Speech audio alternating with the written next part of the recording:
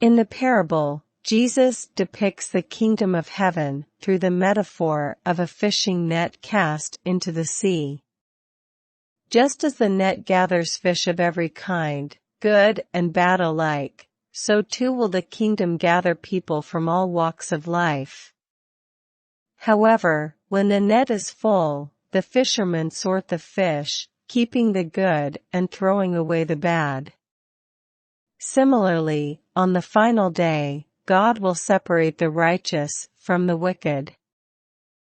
This parable reminds us that the focal point of the kingdom is the gathering of people, regardless of their backgrounds or differences.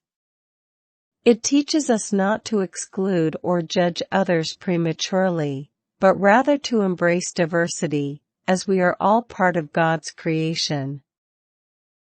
In the first reading, Exodus 40 verses 16 to 21 and 34 to 38, we examine the passage in Exodus. We witness the meticulous preparations made for the tabernacle, constructed as a dwelling place for God's presence among the Israelites. The tabernacle was not just a physical structure, it symbolized a deeper reality. It represented the unity and harmony that exist when God dwells among His people. Likewise, the parable in Matthew reminds us of the kingdom of heaven, which is not only a future reality, but something we can experience here on earth.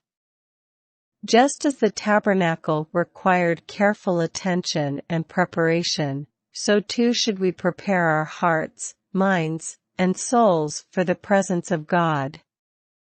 We must nurture a sense of unity and inclusivity in our communities, casting a wide net of love and acceptance to gather people together. Practically applying these principles, we are called to build bridges rather than walls. We should foster a spirit of understanding, compassion, and forgiveness towards those who may differ from us. Just as the fishermen sorted the fish, we are invited to discern the righteous from the wicked, the ethical from the unethical. We can discern this by seeking truth, justice, and practicing empathy in every interaction. Let us remember that our mission as followers of Christ is to be fishers of people, casting the net of love and acceptance throughout our community. By embracing the diversity within God's creation, we can foster an environment where everyone feels welcomed and accepted, regardless of their past or present circumstances. As we reflect upon these scriptures, may we find the strength and guidance to create inclusive and compassionate communities that reflect the kingdom of heaven here on earth.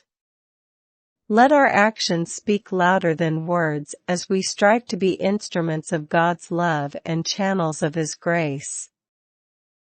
May God bless you abundantly as you embrace the call to be fishers of people and unite in building the kingdom of heaven. Amen.